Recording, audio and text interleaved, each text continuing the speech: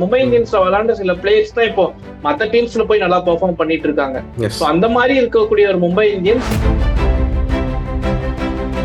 மற்ற டீம்ஸ் வந்து ஆப்ஷனுக்கு அப்புறம் தான் தெரியும் எந்த அளவுக்கு ஷேப்பா இருக்கு அப்படின்னு. பட் மும்பை இந்தியன்ஸ் ஆப்ஷனுக்கு முன்னாடியே அவங்க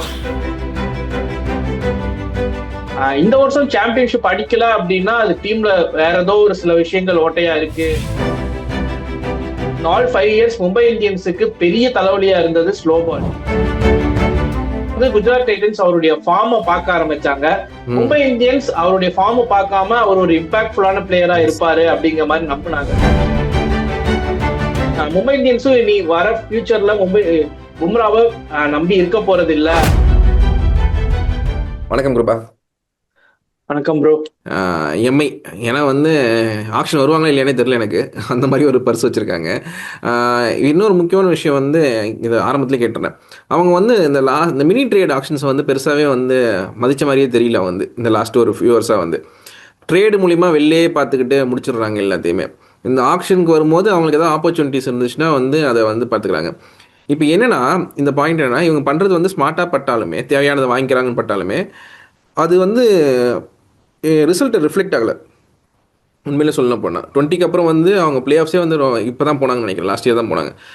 அப்போ வந்து ரிசல்ட்டில் ரிஃப்ளெக்ட் ஆகாத போது அவங்க ஸ்ட்ராட்டஜி வந்து சேஞ்ச் பண்ணுற அவசியம் இருக்கா? ஏன்னா பிகாஸ் தே ரீடைன்டு டீமில் என்ன ஓட்டர் இருக்குன்னு சொல்லிட்டு கண்டுபிடிச்சி அதை வெளியே தூக்கி போடாமல் எல்லாருமே ஆல்மோஸ்ட் ரீடைன் பண்ணி வச்சுருக்காங்க.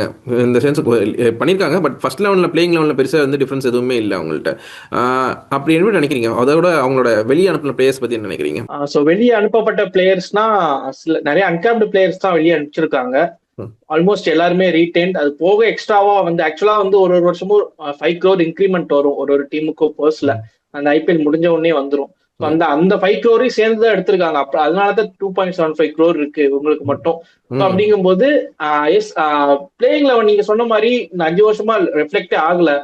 செம்ம டீம் வச்சிருந்தாங்க ஆக்சுவலா. சின்ஸ் அதுக்கு இந்த மெகா ஆக்ஷனுக்கு முன்னாடியே மும்பை இந்தியன்ஸ்ல விளையாண்ட சில பிளேயர்ஸ் தான் இப்போ மற்ற டீம்ஸ்ல போய் நல்லா பெர்ஃபார்ம் பண்ணிட்டு இருக்காங்க. அந்த மாதிரி இருக்கக்கூடிய ஒரு மும்பை இந்தியன்ஸ் அந்த ஒரு குரூப்பா சேர்ந்து ஒழுங்கா பெர்ஃபார்ம் பண்ணல அப்படிங்கிற மாதிரி தான் நான் பாக்குறேன். லாஸ்ட் சீசன் ஒரு ஃபேண்டாஸ்டிக் டீம், எல்லாருமே சாம்பியன்ஷிப் அடிக்கக்கூடிய டீம் தான் எக்ஸ்பெக்ட் பண்ணாங்க. Unfortunately first few matches Bumrah ஆடல.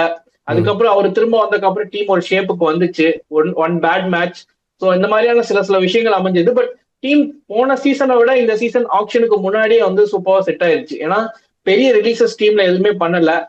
Addition பாத்துட்டீங்கன்னா ஷர்துல் தாக்கூர் உள்ள வந்திருக்காரு, ஷெஃபன் ரோதர்ஃபோர்ட் உள்ள வந்திருக்காரு. அப்படிங்கும் போது இன்னும் சில அட்வான்டேஜ் தான். பேக்கப்ஸும் நல்லா பெர்ஃபெக்டா எடுத்து வச்சிருக்காங்க. ஸோ இந்த டீம் இப்பவே பாத்துட்டீங்கன்னா மற்ற டீம்ஸ் வந்து ஆப்ஷனுக்கு அப்புறம் தான் தெரியும் எந்த அளவுக்கு ஷேப்பா இருக்கு அப்படின்னு. பட் மும்பை இந்தியன்ஸ் ஆப்ஷனுக்கு முன்னாடியே அவங்க வந்து பேக்கப்ஸ் ரெடி பண்ணி வச்சுட்டாங்க. நம்மளுக்கு அவங்களுடைய பிளான் என்ன அப்படிங்கிறது கிளியரா தெரிஞ்சிச்சு. இந்த வருஷம் சாம்பியன்ஷிப் அடிக்கல அப்படின்னா அது டீம்ல வேற ஏதோ ஒரு சில விஷயங்கள் ஓட்டையா இருக்கு. கேப்டன்ஷிப் இந்த மாதிரி நம்ம பார்க்க வேண்டியது இருக்கும். ஸோ மற்றபடி பார்த்துட்டீங்கன்னா இன்னும் சில பிளான்ஸ். ஏன்னா லாஸ்ட் சீசன் வந்து டீம் நல்லா இருந்தப்போவும் அந்த லூஸ் ஆன மேட்ச், பிளே ஆஃப்ல லூஸ் ஆன மேட்சஸ் எல்லாம் எடுத்து பார்த்துட்டீங்கன்னா ஓவர் ரொட்டேஷன், இந்த மாதிரி கேப்டன்ஷிப், அதே மாதிரி லோவர் எண்ட்ல வந்து பேட்டிங் பண்ணாம லோவர் எண்ட்ல ரன்ஸ் வராம அந்த மாதிரி நிறைய இருந்துச்சு. இன்னொரு விஷயம், இந்த 5 வருஷத்துல நான் வந்து அனலைஸ் பண்ணது அப்படின்னு பாத்துட்டீங்கன்னா ஆல் 5 years மும்பை இந்தியன்ஸுக்கு பெரிய தலைவலியா இருந்தது ஸ்லோ பால்ஸ் போட்டா அடிக்க தெரியாது அப்படிங்கிற மாதிரி. ஏன்னா மற்ற டீம்ஸ் எல்லாம் ஸ்லோ பால்ஸ் ஓரளவுக்கு டேக்கிள் பண்ணாங்க. But Mumbai Indians 2021 slow balls record எடுத்து பாத்துட்டீங்க அப்படின்னா ரொம்ப ரொம்ப கம்மியா தான் இருந்துச்சு. கைரன் போலாட்ல இருந்து ஹர்திக் பாண்டியால இருந்து இப்ப இருக்க பிளேயர்ஸ் வரைக்கும் சூரியகுமார் யாதவ்ல இருந்து எல்லாருமே வந்து இந்த ஸ்லோ பால்ஸுக்காக எகெயின்ஸ்டா வந்து ரொம்ப ரொம்ப வீக்கா இருக்காங்க. மற்ற டீம்ஸ் ஒரு அட்வான்டேஜாவே யூஸ் பண்ணிட்டாங்க. குஜராத் டைட்டன்ஸ் மாதிரியான டீம்ஸ் 2021-22 ஆர்சிபி மாதிரியான டீம்ஸ் இவங்கெல்லாம் வந்து பெரிய அட்வான்டேஜா யூஸ் பண்ணிக்கிட்டாங்க. ஸோ இந்த ஸ்லோ பால்ஸை வந்து டேக்கிள் பண்ணக்கூடிய ஒரு சைடு வந்து எடுத்துட்டு வரணும். அது போன மெகா ஆக்ஷன்ல நமன்தீர் எடுத்துட்டு வந்தாங்க. அவர் அந்த ஸ்லோ பால்ஸ் எல்லாம் பெர்ஃபெக்டா விளாண்டாரு. பட் ஸ்டில் டெத் ஓவர்ஸ்ல ரன்ஸ் வராதுக்கான மெயின் ரீசன் அந்த ஸ்லோ பால்ஸ் அடிக்காததா இருந்துச்சு. இந்த வருஷம் ஷெஃபன் ரூதர்ஃபோர்ட் எடுத்துட்டு வந்திருக்காங்க. அவர் ஸ்ட்ரெயிட்டா பிளேயிங் லெவன்ல வந்துட்டாரு அப்படின்னா ஷெஃபன் ரூதர்ஃபோர்ட் நமன்தீர் இவங்க 2 பேருடைய காம்போ மும்பை இந்தியன்ஸ் வந்து ஸ்லோ பால்ல வந்து சொல்லி விக்கெட் எடுக்கிறது, ஸ்லோ பால்ஸ் ஸ்ட்ரகிள் பண்ண வைக்கிறது. இந்த டாக்டிக்ஸ்க்கு எகெயின்ஸ்டா மும்பை இந்தியன்ஸ் இந்த சீசன் பெர்ஃபெக்ட்டா விளையாடுவாங்கன்னு எக்ஸ்பெக்ட் பண்றோம்.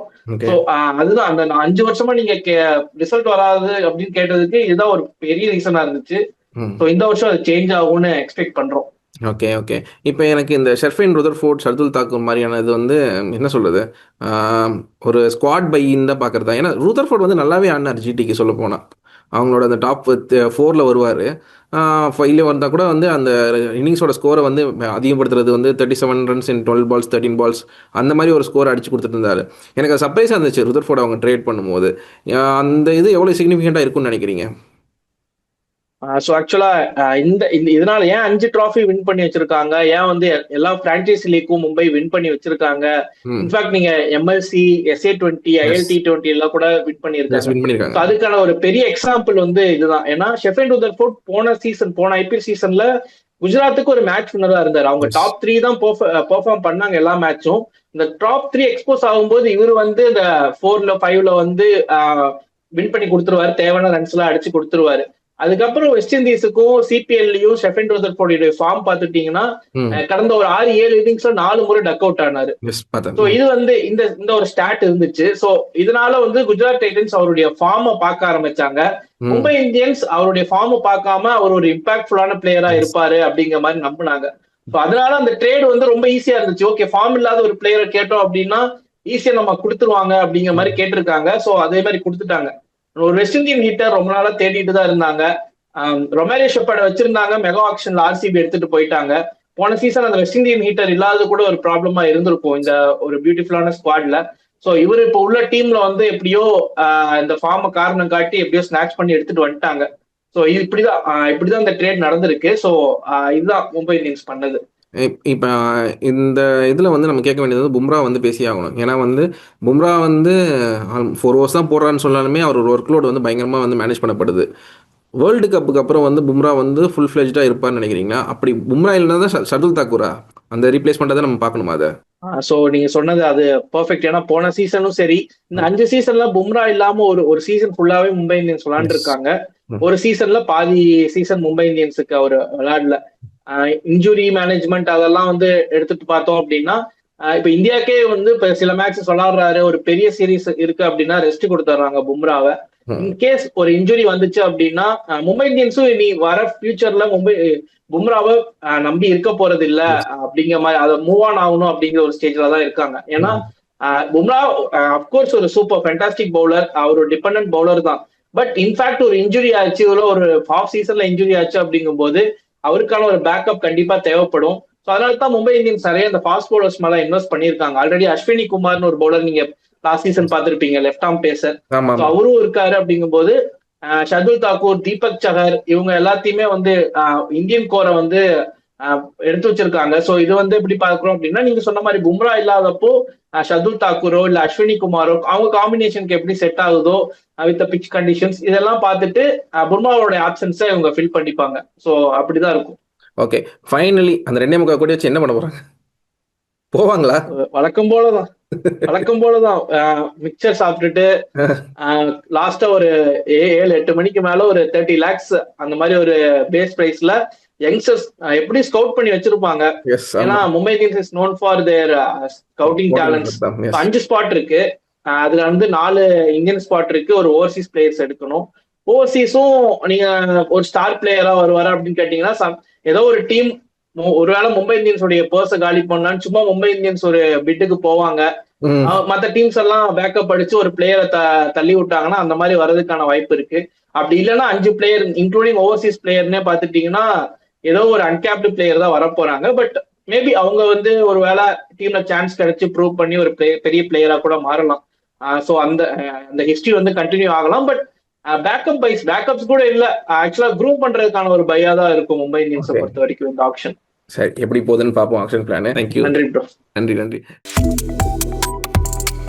Subscribe to One India and never miss an update.